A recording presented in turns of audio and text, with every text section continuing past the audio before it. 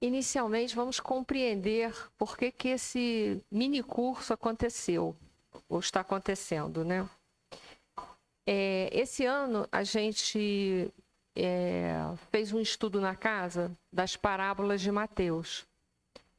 E aí, o pessoal que estudou as parábolas de Mateus comigo, foi um estudo presencial, eles me relataram que existem algumas passagens do Evangelho de Jesus, principalmente, né, o Novo Testamento, que às vezes é de difícil compreensão, que a gente lê e fica assim muito sem saber como vai interpretar aquela passagem.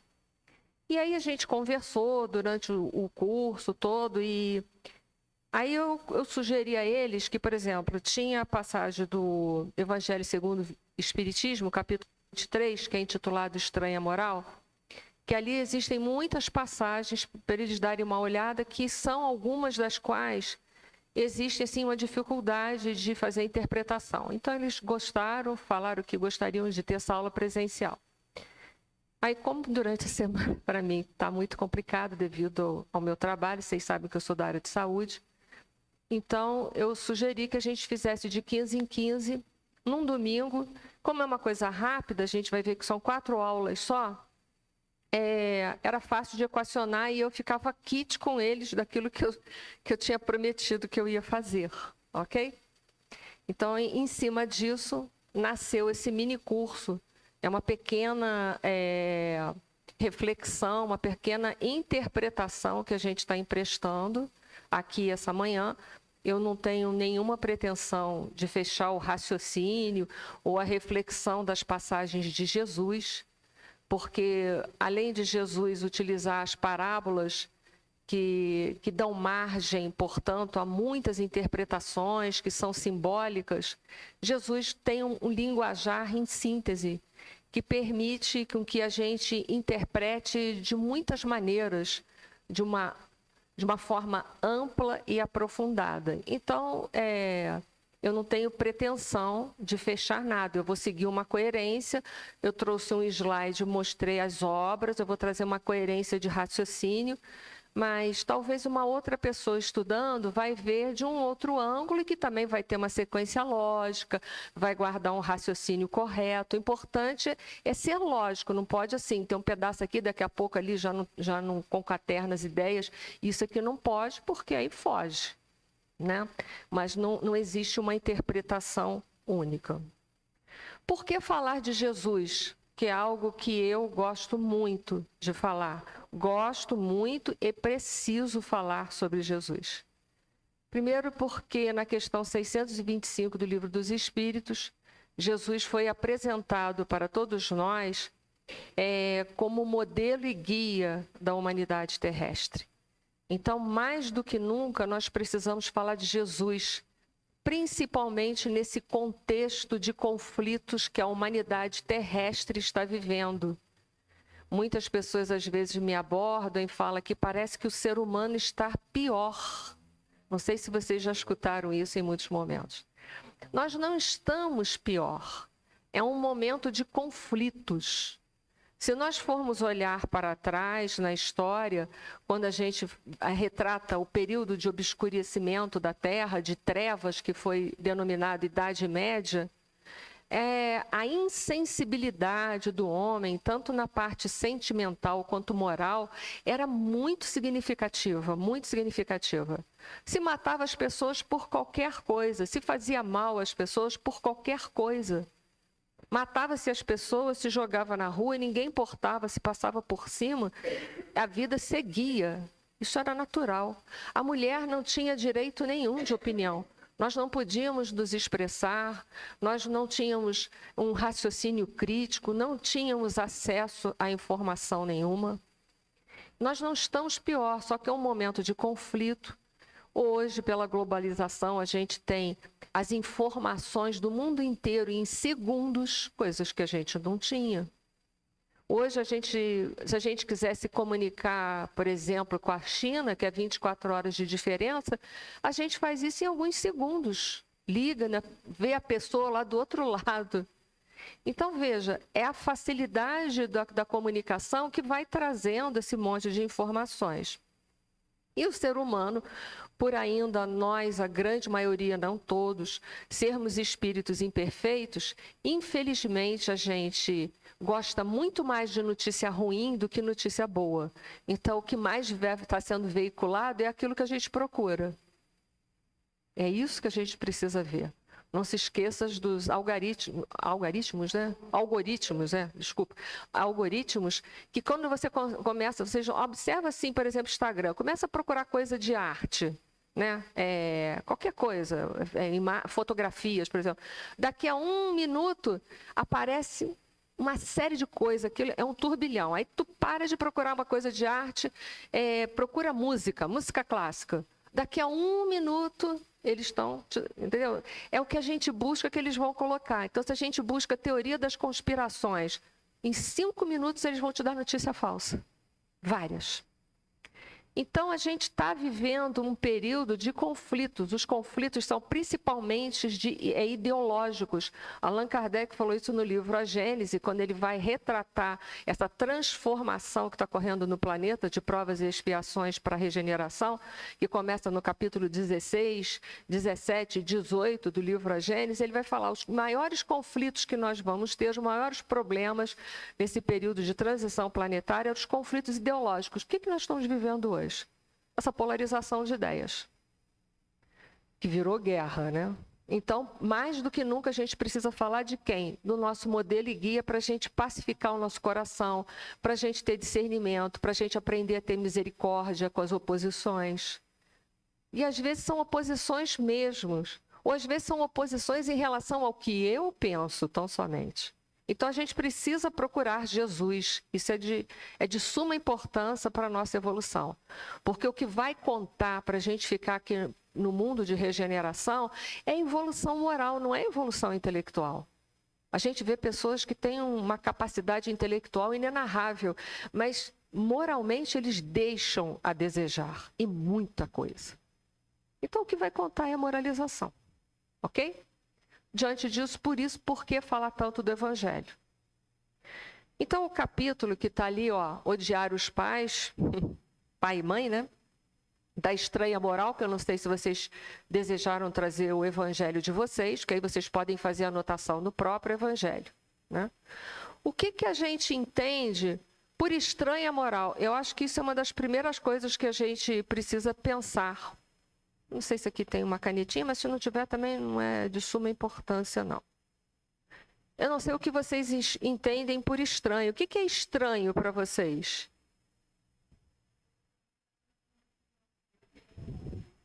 A coisa que não está no normal do dia a dia, né? É bizarro, é diferente, né? É uma coisa aqui de difícil compreensão, porque não é coloquial, não é constante, não está no nosso dia a dia. Então, é algo diferente. Por isso que Kardec ele vai intitular de estranha moral. Mas, se ele botou estranha moral, me parece apenas uma coisa de difícil compreensão, bizarra, né? Que apenas, mas é moral. E aí a gente vai ter que entender aonde que está a moral dessa passagem, que não parece ter moral em lugar nenhum. Ok? Vamos ler a passagem que está aí, no livro de vocês. Eu não sei se na mesma ordem, tá? Porque aí eu segui uma sequência aqui, lógica. Eu comecei por Lucas, mas eu não sei se aí começa por Mateus, enfim. Como nas suas pegadas caminhasse grande massa do povo, Jesus, voltando-se, disse-lhes: se alguém vem a mim, na direção dele, mas é na direção dele fisicamente, geograficamente falando? Não é. Em que direção? Moral, né? No sentido vertical, de vivenciar as suas, né? As leis que ele trouxe, porque Jesus veio trazer as leis de Deus para a gente. E voltando-se disse-lhe: se alguém vem a mim e não odeia a seu pai, a sua mãe, a sua mulher, a seus filhos, a seus irmãos e irmãs, mesmo a sua própria vida, não pode ser meu discípulo. Jesus, literalmente, Jesus, né? Então, assim, se for interpretada ao pé da letra, o que ele está mandando eu fazer? Odeia, fuja da sua família ontem. Mas a gente não pode interpretar as palavras de Jesus ao pé da letra. É preciso extrair o quê? Da letra o espírito. É preciso ver, hein? A Márcia não posso, eu tenho que proibir ela de responder. Agora, nas palestras, de vez em quando eu mando ela ficar quieta. Ela, vocês já viram, isso saiu até, sai nos vídeos, né? Pois é, que negócio é esse, né? Porque você vê, ele manda, né? Deixa eu voltar um pouquinho atrás. Ué, não. Pensei que tinha desligado. Ele manda a gente amar os inimigos, ele manda perdoar 70 vezes, 7 vezes. Ele falou para honrar o pai e a mãe, falou? Falou. E agora ele manda eu fazer o quê? Odeia. Ou ele é louco de carteirinha, o que não pode acontecer, porque não é. A gente sabe que Jesus é um espírito puro, crístico, está na Revista Espírita. É um espírito que ajuda a administrar, a coordenar o universo, a fazer os mundos. Olha que interessante. Então, Jesus não poderia ter falado essa incoerência. Tem alguma coisa estranha, não tem? E aí a gente vai partir primeiro da interpretação de Allan Kardec. O que Allan Kardec fala ali para a gente nesse próprio capítulo? Olha que interessante, nesse mesmo lugar, só que no item 13. A gente tem que entender que tudo que foi escrito de Jesus foi escrito depois que ele partiu. Outra, a forma de transmissão do conhecimento daquela época, daquele povo e de todos os povos da Terra, era a tradição oral, era de boca a boca. A gente se reunia de noite, no final de um dia de um trabalho, e aí a gente passava os conhecimentos moralizadores, espirituais, ali entre nós. Mas vocês sabem, quem conta um conto, se eu contar uma coisa aqui no ouvido do seu Nestor, ele contar no ouvido da Sandra e for rodando aqui, quando chegar lá atrás no Sérgio, sei lá e quem, tá tudo distorcido, não tá? Por quê? Porque a gente é assim, a gente não guarda na íntegra. Claro que nem todo mundo é assim, mas eu quero dizer que se perdia muita coisa, porque escrever era caro, papiro era caro, não é todo mundo que tinha dinheiro, nem todo mundo sabia ler e escrever, a grande maioria não sabia. Então, a gente tem que levar em consideração isso. Também foi escrito depois da morte. Então, Jesus não pôde fazer correções, porque se ele tivesse vivo, ele ia falar assim, olha, Mateus, isso que você escreveu não era bem assim. Poderia, né, se ele tivesse vivo, ter feito essas correções. Apesar de que os evangelhos, para abrir uma aspa, senão vocês vão dizer que está tudo errado, eles eram escritos de forma inspiradas. Os evangelistas escreveram o evangelho, tudo bem, as narrativas, mas eles eram inspirados também. Inspirados, vocês sabem a diferença de inspiração e intuição? Márcia não pode.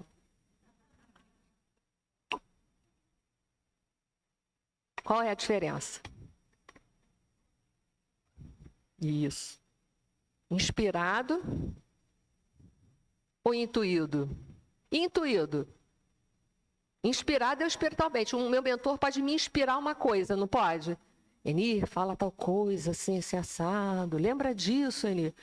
E intuitivamente é que a gente relembra esses assuntos, de alguma maneira, né? Já foram vivenciados, ou a gente foi deslocado durante a noite, e aí a gente traz intuitivamente aquelas noções que a gente foi instruídos, ou era de outras vidas, os arquivos se abrem. Foi? Então, vamos lá. Eles escreveram dessa maneira. Os evangelhos foram redigidos não quando ele vivia. Lícito é acreditar que em casos como este, o fundo do seu pensamento não foi bem expresso, ou poderia não ter sido bem. Ou o que não é menos provável, o sentido do primitivo passado o sentido deve ser isso mesmo, do primitivo passado de uma língua para outra, né? Deve ser o sentido, né? Que está separado, né? Primitivo, passando de uma língua para outra, é isso mesmo, é que está cortado aqui, há de ter experimentado alguma alteração. A própria tradução, às vezes, por a gente traduzir uma obra de uma língua para outra, às vezes a pessoa que está traduzindo, ela não traduz exatamente. É má vontade? Não, para quem fala outras línguas sabe que às vezes é difícil estabelecer um parâmetro, né? Você tem que seguir quase que uma intuição para não traduzir muito fora. E outra, a língua hebraica diz Kardec, não era rica e continha muitas palavras com várias significações. Então, mais complicado ficava. Até o nosso português é pobre, às vezes, para a gente expressar determinadas coisas, observem isso. Por mais que a gente tenha um vocabulário vasto, fica às vezes difícil. Por isso é que uma tradução rigorosamente literal nem sempre exprime perfeitamente o pensamento e que, para manter a exatidão, se tem às vezes de empregar não termos correspondentes, mas outros equivalentes ou perifrases. Então, vamos lá. Existe toda essa dificuldade. Bom, aí Kardec, existia um estudioso, um homem muito estudioso, que Kardec, de vez em quando, ele recorria, quando ele queria saber alguma coisa da Bíblia, porque ele era advogado, mas era também um homem muito erudito, que eu não sei se vocês já ouviram falar, no senhor Pesani. O Luiz deve saber, já deve ter ouvido falar. Eu só vou dar uma passada para a gente ver. Hein? Deve ser amigo dele, né, do Luiz. Né? Assim, eu só ouvi falar da Revista Espírita, né? Mas aí, brincadeiras à parte, é o André Pesani. Ele era advogado na Corte Imperial de Lyon, amigo do Allan Kardec.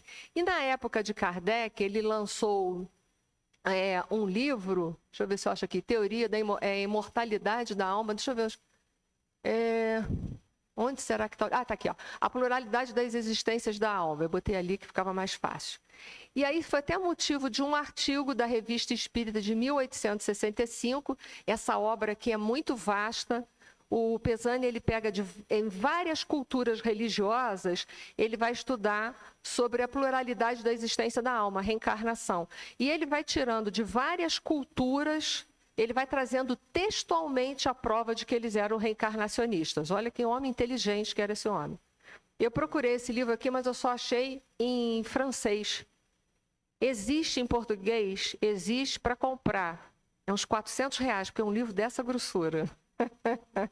Fui ver também isso tudo. Se vocês acharem... E assim, usado que eu vi, tá? 300 e poucos, 400. Nem sei quanto que tá o original, tá?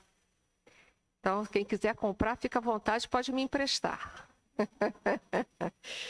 Mas, então, ele vai falar, né, nesses livros, ele vai encontrar na cultura hindu, nos persas, judeus, cristãos, filósofos gregos, neoplatônicos, enfim. Em todas essas obras, ele vai fazer uma pesquisa. Então, era um homem muito inteligente que Kardec, vez por outra, ele consultava. E aí, essa nota, ele consulta o Pesani sobre essa questão de que está lá no Evangelho de Mateus, a palavra odiar. Odiar o pai e a mãe. Olha que coisa pesada. E aí, é ele que vai ajudar mostrando que esse verbo não significava apenas odiar, mas também amar menos. Aí já muda, não muda? Se alguém vem a mim e não ama menos o pai, a mãe, o irmão, a irmã, não é digno de me seguir. Aí fica fácil isso, né? Ele está pedindo para amar mais ele por causa de uma questão de idolatria, Jesus? Por que então? Para a gente não se apegar mais ao pai, à mãe, tá. Mas por que amar mais Jesus? Moralizadora, porque ele não vinha trazer a lei de Deus? Então ele está pedindo assim, que você tem que colocar a lei de Deus o quê? Acima de todo esse amor aqui entre nós. Mas ainda assim vai ficar esquisito. Vamos seguir mais um pouco? Ele está só fazendo, vou pular ali, quem quiser. Quem precisar dos slides, é só me falar que eu posso botar no grupo, tá? Eles são públicos, tudo que eu faço é público, tá? Porque senão não tem, como é que se diz, não tem finalidade de fazer slide se não servir para ninguém, tá? E aí nós vamos seguir lá, ó. Os 10 mandamentos estão no Velho Testamento, não tá? Eles representam a lei de Deus. Todos os livros que Moisés escreveu, tudo que estava lá dentro era a lei de Deus ou tinha a lei civil também? Tinha as duas coisas, para quem não sabe, tinha as duas coisas. Então, nem tudo era a lei de Deus, mas era a lei civil para regulamentar o quê? Aquele povo, porque o governo daquele povo era teocrático. O problema, como eu já falei aqui, de um governo teocrático, é que, assim, os representantes do governo teocráticos, se eles não forem muito moralizados, o Luiz já está rindo lá atrás, mas se eles não forem muito moralizados, vai ser um tal de dizer que Deus disse para fazer isso e aquilo, que não vai ser mole, não. Tudo Deus me contou no ouvido que era para fazer assim, né? Hein? Pois é, fazem isso com o Chico. Então, assim, é complicado, né? Porque aí, vamos supor, se eu estou afim de me vingar de alguém, o que eu falo? Deus mandou, né? Estou dando um exemplo bem catastrófico. Mas é assim que funciona. Porque nós não somos moralizados o suficiente. E a gente se dizer intermediário, né, direto de Deus, eu vou falar, hein? É dureza. O único que a gente sabe que veio aqui, que pode, que fez esse papel e pode, é Jesus, porque é um espírito puro crístico, com 2 dobramentos. Olha a evolução. A gente não tem gabarito para ser isso, para fazer isso, né? Esse aqui é o perigo. Mas então, essa daqui, sem sombra de dúvida, é lei de Deus, correto? Sem sombra de dúvida, isso aqui é. O resto a gente tem que olhar do Pentateuco. Lá diz que a gente não deve ter outro Deus acima de quê? Nenhum outros deuses acima de Deus. Ou seja, pede um amor puro a Deus. E aí ele vai seguindo uma série de mandamentos que diz o que a gente não deve fazer. Olha que coisa estranha, né? A gente era tão pouco evoluído que tinha que dizer para a gente o que não fazer. Olha só.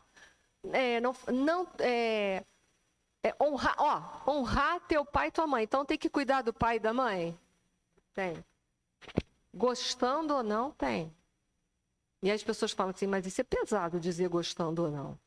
É pesado, mas a gente sabe que as famílias, muitas delas são por laços consanguíneos tão somente, não são espirituais. Isso está no Evangelho. O que é laços consanguíneos? Estão ali ligados só geneticamente, mas são espíritos, às vezes, que têm grandes problemas entre si, que são antipáticos entre si. Às vezes até se odeiam, mas que precisam viver estreitamente para criar laços de amor. Isso está no Evangelho, segundo o Espiritismo, ainda por cima. Então, honrar pai e mãe. Não matarás, precisava dizer para não matar. Mas hoje a gente ainda mata? Não só fisicamente, pior que às vezes fisicamente através da lei. Porque as guerras tornam a morte uma coisa lícita. E que não é lícito. É isso que a gente precisa entender isso. Mas é tipo assim, se eu matar alguém, sair ali fora e matar alguém, eu vou o quê? Presa. Se eu for para uma guerra matar milhões de pessoas, eu vou presa? Não. Isso está correto? Não. É isso que nós precisamos começar a ter senso crítico. A doutrina dos espíritos é senso crítico puro. E tem um item no livro dos espíritos que fala só sobre a guerra, que é a terceira parte do livro dos espíritos. Não matarás, não adulterarás e vai por aí afora. Mas o que a gente vai se fixar aqui, ó, honrar pai e mãe. Então eu tenho que ter algum nível de amor com esse pai e com essa mãe. Ainda que seja o amor só a caridade, se eu não tiver vínculos de sentimentos com aquele pai e com aquela mãe, que pode acontecer. E a gente tem que ser muito realista. Até porque a gente espírita sabe disso. Pelo menos o respeito, que é o cuidado também, né? Eu não preciso amar alguém para cuidar de alguém, preciso? Não. Eu posso apenas ter um senso moral de responsabilidade com o próximo, só isso. Eu posso dar uma vida digna para qualquer pessoa, independente de ter sentimentos e vínculos de amor por aquela pessoa. Porque amor requer convivência, requer estreitamento. Mas respeito é obrigação, gente. Respeitar o próximo não é um favor que eu faço para ninguém, é uma obrigação. É caráter. Isso é caráter, né? Então, vamos lá. Se próprio Moisés disse isso, né? E Jesus vai dizer também, que a Alessandra já lembrou, e eu só trouxe aqui as passagens, ó, que é para reforçar o que foi dito, né? Honrai vosso pai e vossa mãe, amarás a Deus sobre todas as coisas e ao próximo como a si mesmo. Vai por aí afora. Jesus tem várias passagens. Ó, honrar o pai e a mãe, ó, tá em Marcos, Lucas, Mateus. Então, Jesus Não podia ir contra, nem contra o Velho Testamento, que está aqui no primeiro capítulo, que Jesus fala, não vim destruir a lei, mas vim fazer o quê? Que ela se cumprisse. Mas a lei de Deus, não a lei dos homens. Daí a briga de Jesus com os fariseus hipócritas daquela época, né?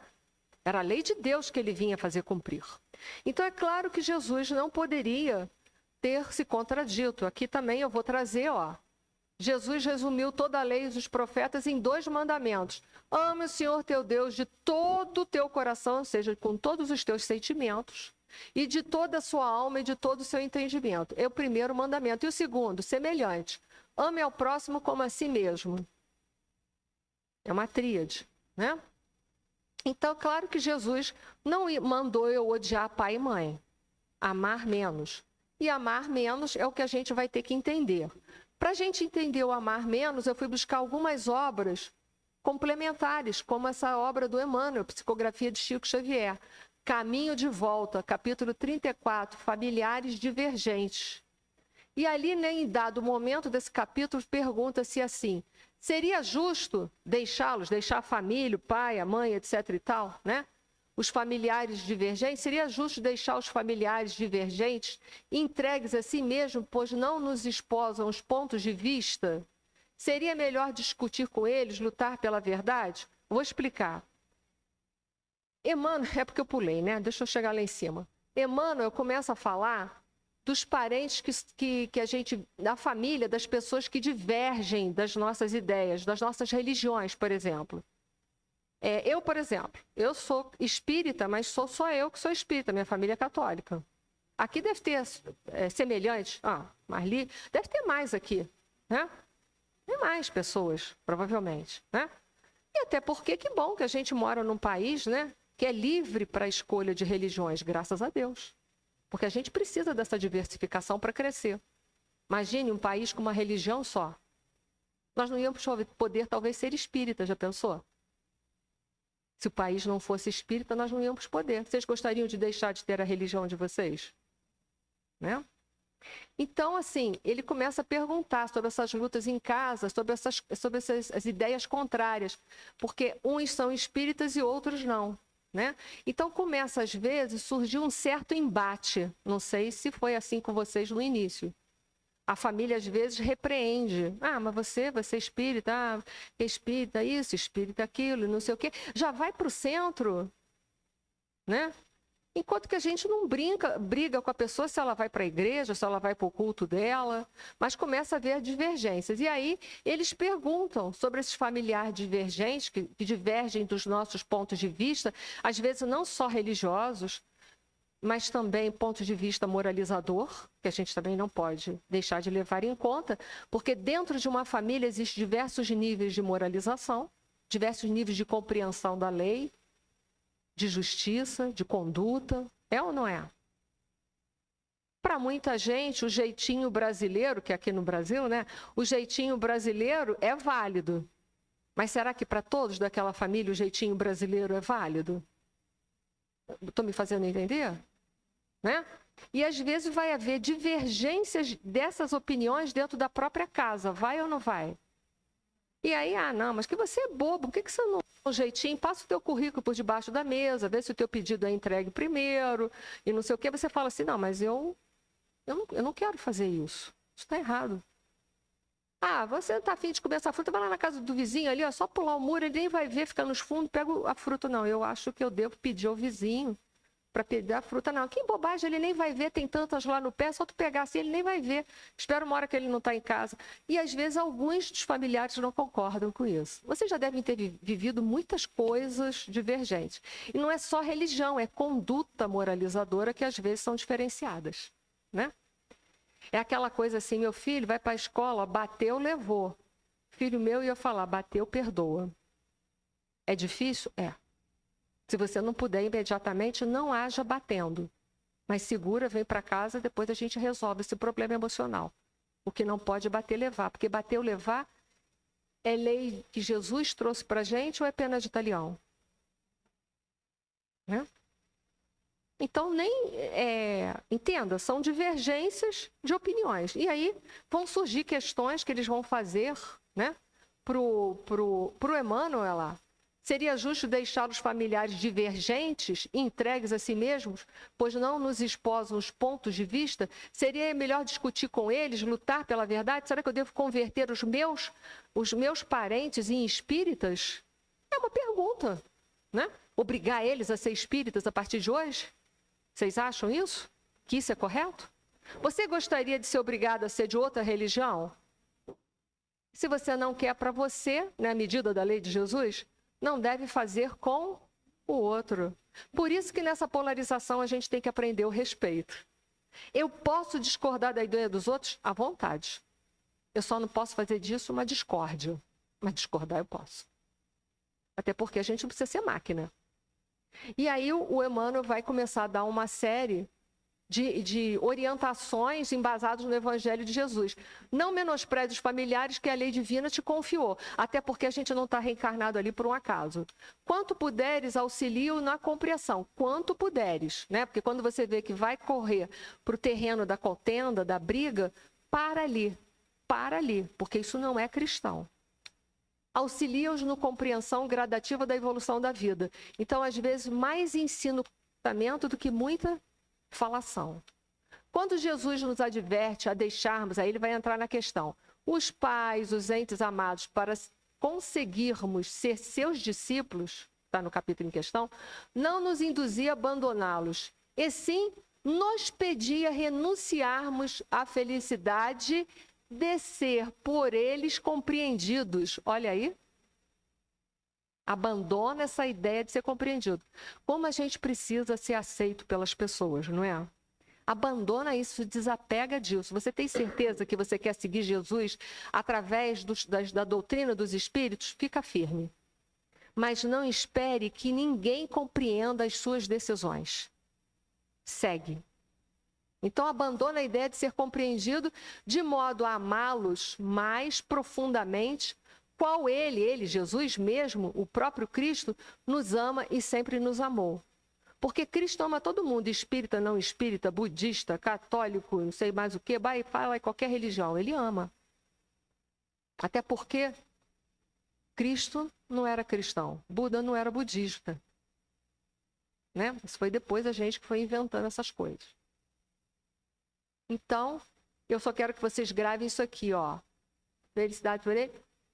Renuncia à ideia de ser compreendido. Renunciar.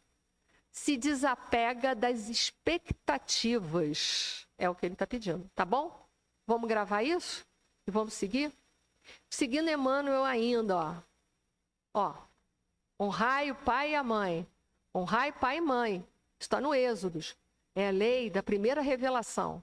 Jesus mais tarde complementou ela. Não vim destruir a lei. Mateus 5, vai voltar ali, 5,17. Entretanto, no decurso do apostolado divino, o Senhor chega a dizer, aquele que não renunciar a seu pai, sua mãe, tarará, não será digno de ser meu discípulo. Né? Entretanto, no decurso do apostolado divino, o Senhor chega a dizer, aquele que não renunciar... é porque aí está no mesmo capítulo e eu que repeti. Desculpa, de vez em quando tem erros, eu vou consertar esses erros.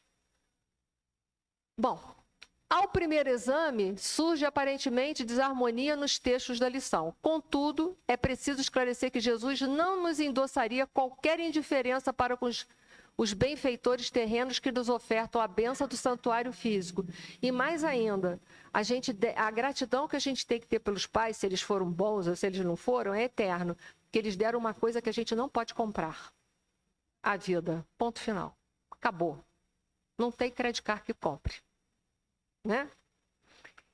O mestre exortava-nos simplesmente a desistir, da exigência de sermos por eles lisonjeados ou mesmo compreendidos. De novo, Jesus pede para a gente se desapegar das expectativas, se desapegar de querer ser compreendido. Jesus foi compreendido? Tanto que a gente crucificou. Não foi. Por que a gente, que é muito inferior a Jesus, quer ser aceito por todo mundo?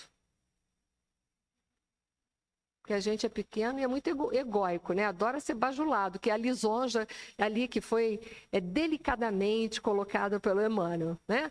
Nosso ego ainda precisa ser muito reverenciado. A lisonja é própria da pessoa muito egóica, ela precisa ser idolatrada, ser estimada. ser o centro do universo, bajulado.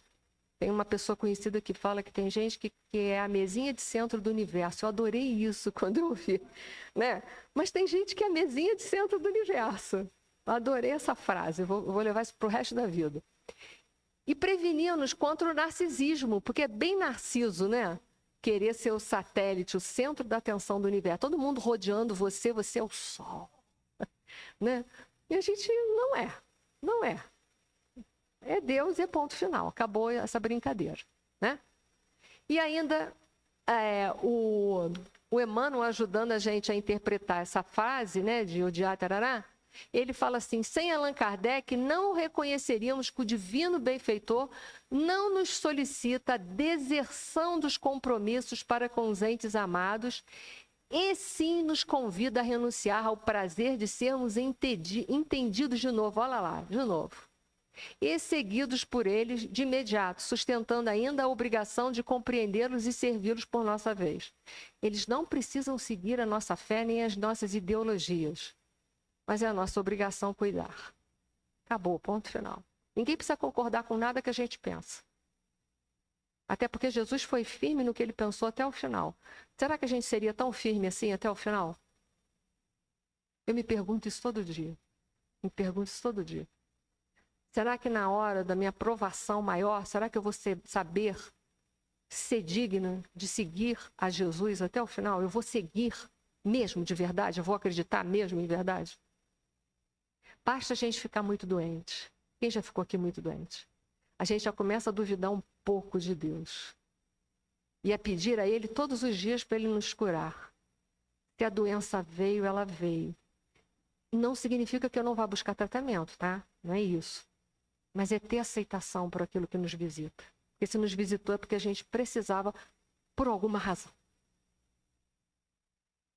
E aí a gente retornando aqui, ó, odiar pai e mãe, odiar a sua mulher, seus filhos, seus irmãos e irmãs. Mas o que eu quero chamar a atenção aqui, né, que a gente já viu que os laços de família, eles devem ser cada vez mais estreitos. Se a gente tem hoje uma família kármica, portanto os laços são muito mais consanguíneos do que espirituais, não é isso? A gente deve procurar naquela família fazer o máximo que a gente der conta. O máximo que a gente der conta, estou sendo muito honesta. Porque o ideal, às vezes, a gente gostaria, mas não dá conta daquilo ali. Eu gostaria muito de ser igual a Jesus, só que, ó, tem chão, né? Mas eu já estou trabalhando no caminho, mas entendendo que tem chão. Ele fala assim, e mesmo a sua própria vida. O que eu vou entender por vida? É aí que eu vou explicar a vocês. Qual a diferença, vocês sabem, está lá no Livro dos Espíritos, entre alma e espírito? Isso, a alma é o espírito encarnado, vocês falaram muito bem. Então, a alma é o espírito que está na carne, está vivendo na carne, né? E o espírito é quando ele está desencarnado. É só para diferenciar quem está encarnado e quem está desencarnado. Então, essa vida aqui que ele está falando está relacionado à sua encarnação. Se alguém vier até, que quiser me seguir e tiver que, em meu nome, até mesmo abandonar a sua encarnação, siga.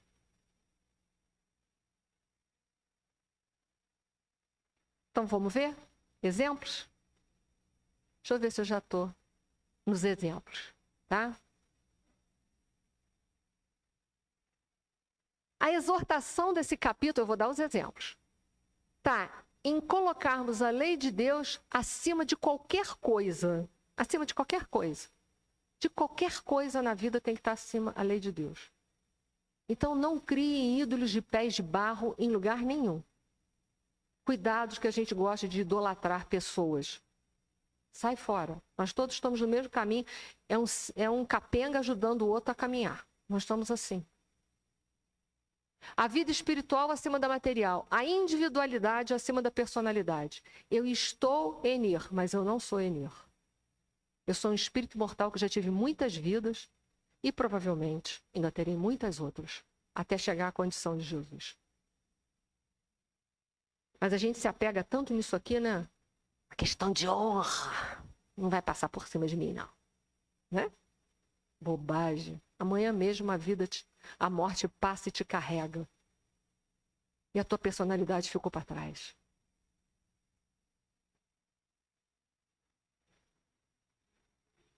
Só reforçando aquilo que já é conhecido. Vamos ver exemplos de fidelidade a Deus? Porque eu falei, deixei em stand-by a própria reencarnação, não foi? Atos dos Apóstolos. Mais importa obedecer a Deus do que aos homens. Pedro e os apóstolos disseram isso quando foram proibidos de pregar sobre Jesus. Eles escolheram obedecer a Deus, mesmo correndo risco de prisão. Como morreram essas personalidades? Como morreu Pedro? Hein? Crucificado. E ele disse assim, não mereço morrer como Jesus morreu. Então, já que é pela crucificação, me coloca de cabeça para baixo. Porque eu não posso morrer como Jesus, que eu estou muito longe dele. Ele seguiu Cristo até o mesmo. Ele deu a vida dele? O que foi mais importante? A personalidade dele ou a vivência e a exemplificação do Cristo aqui na Terra? Exemplos para a gente pensar. Vamos lá, Daniel, aí já é livro do Velho Testamento, tá bom? O Daniel, ele era um dos serviçais de dos reis da Babilônia, que eu esqueci o nome dele. Ele era um dos chefes lá, trabalhava junto. E ele era judeu, e ele seguia Deus acima de todas as coisas. As pessoas, como ele tinha muita proximidade a esse rei, tiveram inveja dele. É a história, todo mundo, né, que se destaca, alguém inveja, né? Que coisa, né? Mas inveja é admiração disfarçada, né? É porque a gente não dá o braço a torcer que admira. E aí, acabou que o rei, sem pensar, apesar de gostar muito de Daniel, ele sancionou uma lei que era proibido orar. Só quem podia rezar era o rei. Só que Daniel, como ele era judeu, ele rezava todos os dias para Deus, era da cultura. Ele não parou de fazer, porque Deus acima de tudo. E aí o rei teve que seguir aquilo mesmo que ele tinha decretado como ordem. Todos... Nabucodonosor, obrigada. Sabe? Obrigada aí, tá vendo? Me ajuda. Então, ele foi... A pena para quem rezasse, para quem orasse, era ser jogado nas covas dos leões. Daniel foi jogado na cova dos leões, só que Deus interviu e Daniel não foi comido pelos leões. No dia seguinte, o rei foi lá porque ele gostava muito do Daniel, com a esperança de que o Deus de Daniel tivesse ajudado a ele a não ser devorado. E ele não foi. E ele não foi. Né? Fidelidade a Deus acima de qualquer coisa. Êxodos. As primeiras parteias hebreias, Sifra e Puá, desobedeceram à ordem do faraó de matar os bebês do sexo masculinos. Elas temeram a Deus e salvaram as vidas. Lembra daquela matança que Moisés acabou sendo salvo pelo cestinho? Elas também não queriam matar ninguém. Aí o que elas faziam? Elas fizeram? Não matavam, viu que era menino e ia embora. Ela fazia o parto e ia embora. Aí elas foram presas. Aí elas falaram assim, sinto muito, mas quando eu chegava lá, vocês sabem, as mulheres judias têm muita facilidade de ter filho. Quando eu chegava lá, já tinha parido, já estava tudo certo, eu não fiz parto de ninguém. E elas não mataram ninguém. E também não foram mortas. Fidelidade a Deus acima de todas as coisas. Esse agora é o suprassumo do suprassumo, esse daí. Vamos lá ver o suprassumo do suprassumo? Abraão tinha um único filho. Está lá em Gênesis, Velho Testamento. E Deus mandou que Abraão sacrificasse o seu único filho, matasse, oferecesse ele em sacrifício a ele. Abraão foi até o Monte Moriá, colocou o filho naquela mesa de sacrifício, estava com um punhal preparado para matar o filho, porque Deus havia mandado ele fazer isso. Na hora que ele ia executar o filho, Deus aparece e diz para ele não fazer isso. É o suprassumo do suprassumo para mim isso aqui. Porque uma coisa é a gente sacrificar a nossa vida. A outra coisa é a gente sacrificar a vida de alguém que a gente ama muito. Tem que ter muita, mas muita fidelidade a Deus, não tem?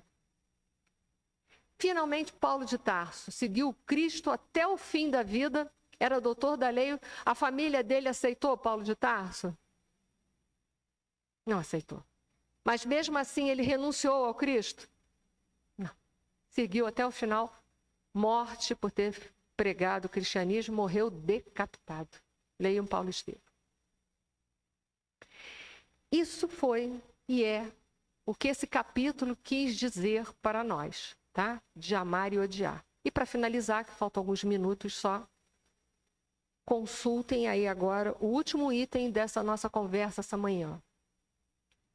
E quem quer que não carregue, ainda está em Lucas. Ainda está em Lucas. A primeira página ainda de vocês tem a citação, a passagem bíblica. Só que é mais embaixo um pouquinho, depois do que ele manda odiar pai e mãe, e que a gente entendeu que é só ter fidelidade a Deus acima de todas as coisas. Aí ele fala assim, quem quer que não carregue a sua cruz e me siga, não pode ser meu discípulo. Assim, aquele dentre vós que não renunciar a tudo o que tem, não pode ser meu discípulo. O que será que a gente entende por carregar a cruz? Que diz, hein? Minha jornada, tudo que está inserido dentro dela.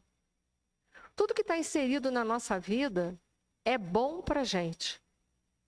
Ah, mas aquelas coisinhas ruins é boa? Aquelas coisinhas ruins também são boas.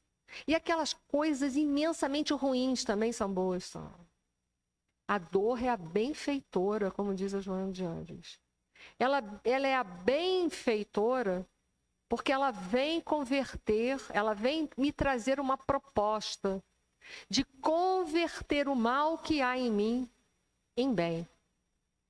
Tudo que está inserido na minha vida está ali para o meu aproveitamento.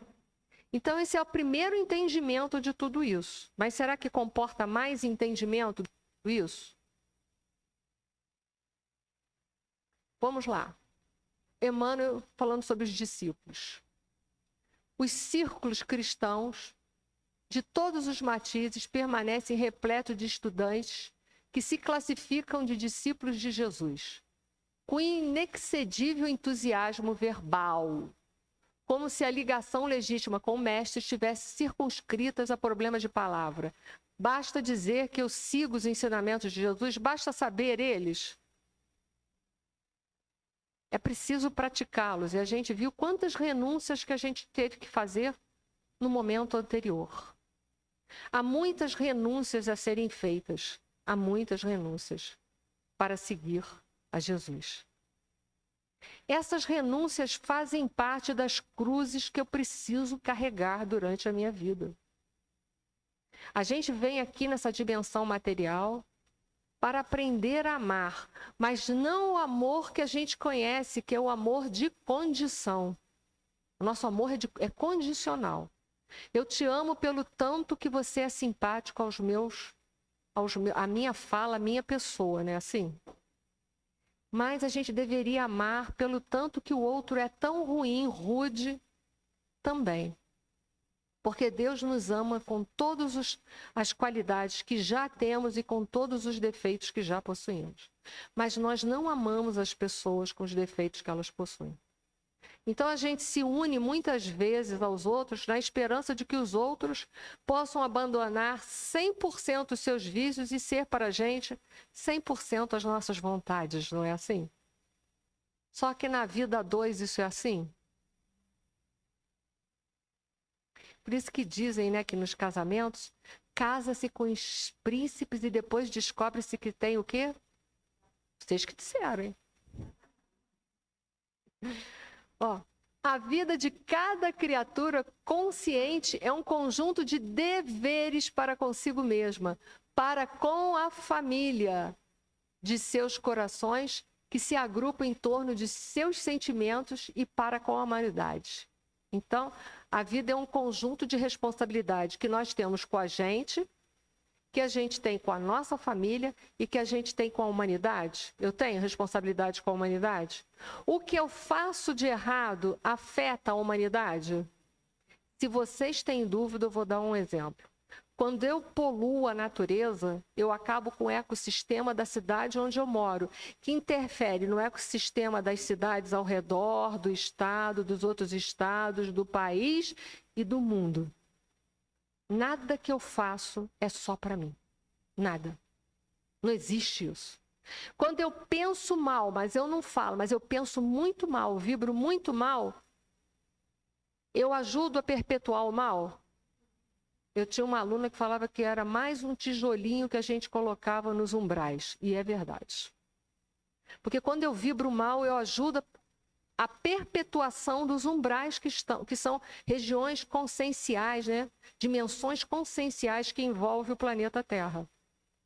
Quando eu vibro mal, com ódio, com raiva, eu contribuo para as guerras que existem em todos os pontos desse planeta Terra? Nada que eu faço fica circunscrito a mim mesma. Nós estamos todos ligados através de Deus uns aos outros. Não por nós, mas por Deus sim. Então a gente precisa pensar nisso daí. Deixa eu ver aqui. Vou falar um pouquinho mais aqui embaixo. Ó. Se buscarmos a sublimação com Cristo, ouçamos os ensinamentos divinos. Para sermos discípulos dele, de Jesus, é necessário nos disponhamos com firmeza a conduzir a cruz de nossos testemunhos de assimilação do bem, acompanhando-lhe os passos, em todos os sentidos. Deixa eu ver se eu posso pular mais um pouquinho. Depois eu dou para vocês tudo isso aí. Vamos lá. Teoria e prática é o que essa cruz significa. Não basta seguir Jesus nos momentos fáceis, que o momento fácil é fácil, né? Que o momento está tudo bem, Jesus está contribuindo para mim, né?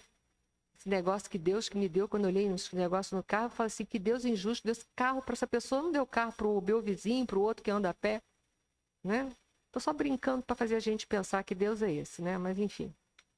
Não basta seguir Jesus nos momentos fáceis, mas também nos de dor, rejeição e sacrifício. É ali que é difícil, né? Quando a gente é rejeitado pela grande maioria das pessoas.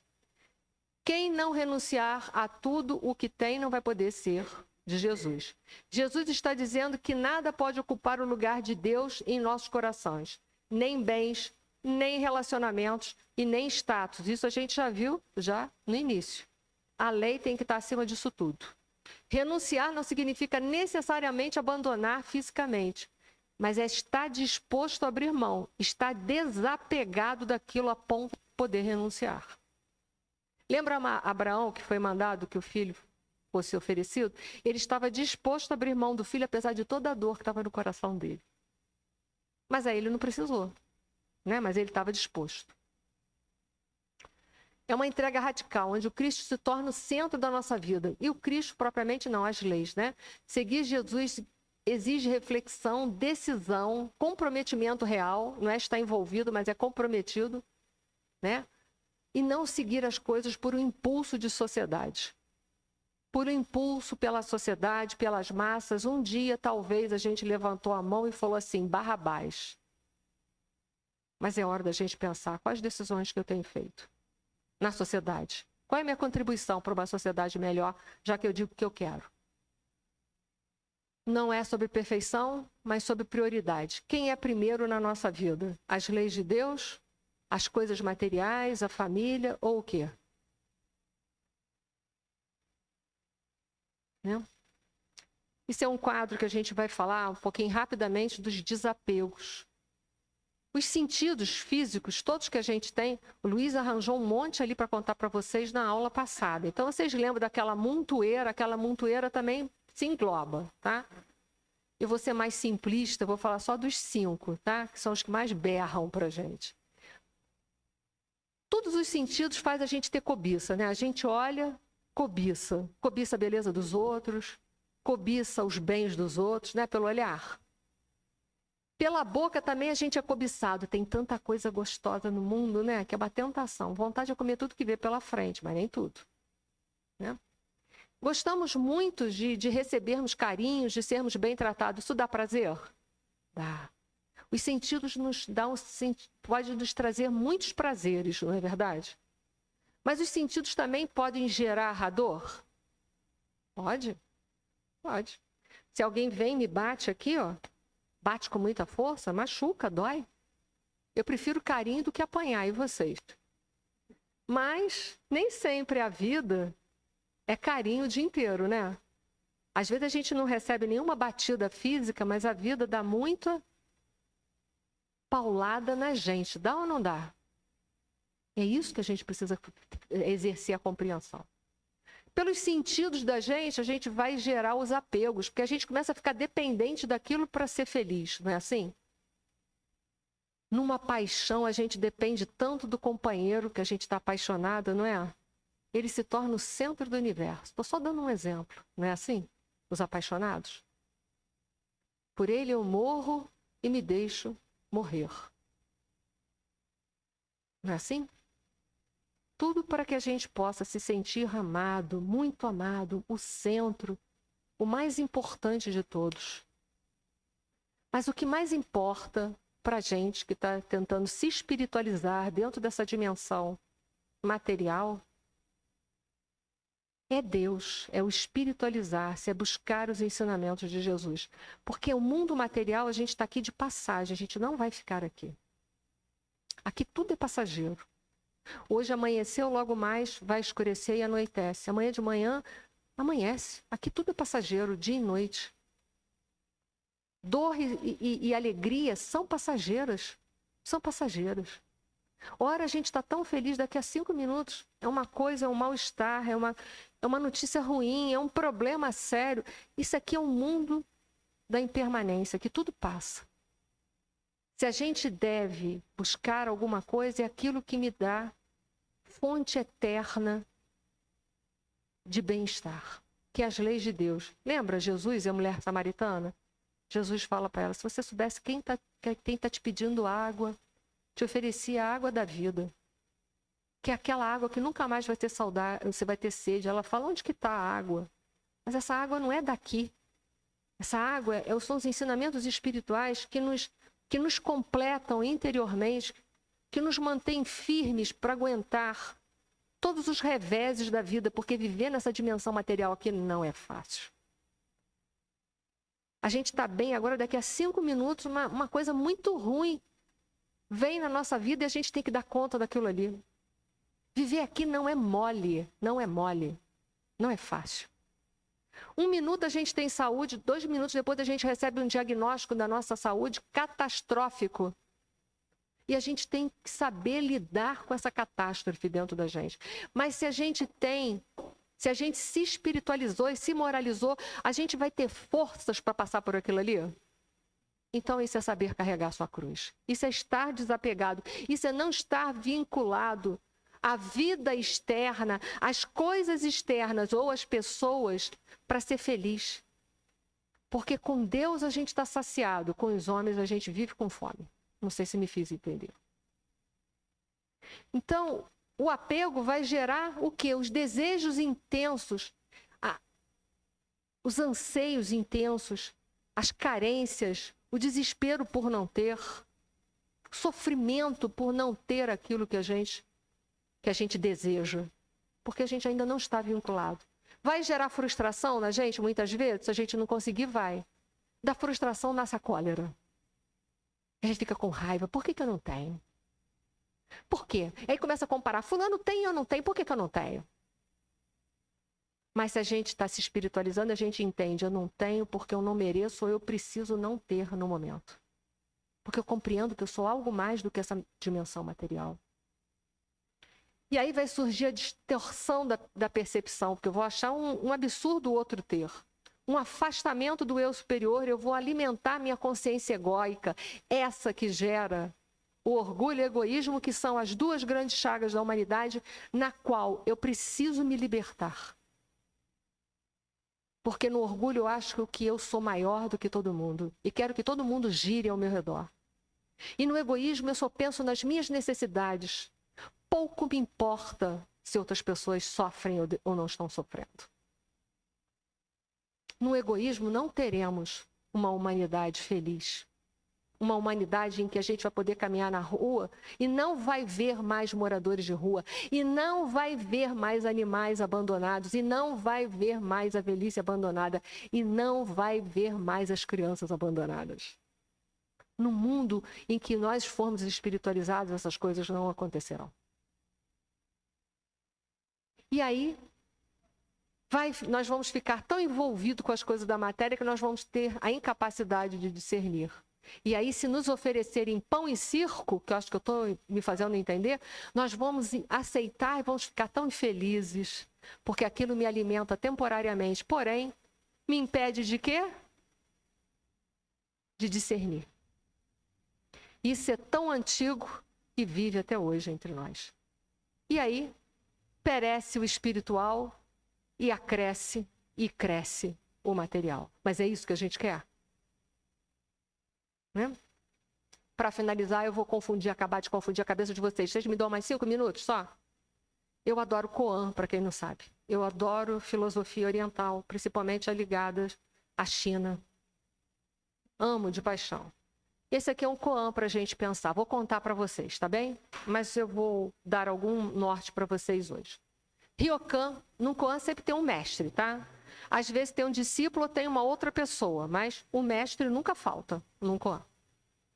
Ryokan, o mestre Zen, vivia de forma simples em uma cabana. Uma noite, um ladrão entrou e descobriu que não havia nada ali para ele roubar. Tinha nada para ele roubar. A cabana só tinha o mestre. E aí, Ryokan, o mestre, retornou e disse: você veio de longe, falou assim para o ladrão, você veio de longe para me visitar, não deve ir embora de mãos vazias. Por favor, leve minhas roupas. Tirou as roupas dele, que era a única coisa que ele tinha. Leve as minhas roupas, você veio de tão longe, leve as minhas roupas. O ladrão ficou confuso, né? Até eu ia ficar. Levou as roupas e quando estava saindo, Ryokan estava nu, olhou para a lua e murmurou: pobre homem, gostaria de poder lhe dar esta bela lua. O que essa história nos ensina? Primeiro, o desprendimento total do mestre. Ele não tinha nada e mostrou um total desapego. O pouco que ele ainda tinha, que eram as roupas, o que ele fez? Leva com você também. Você precisa, né? Você precisa? Você precisa. Você precisa. Leva minha roupa. Mostrou para ele o que mais esse Koan pode nos ensinar, né?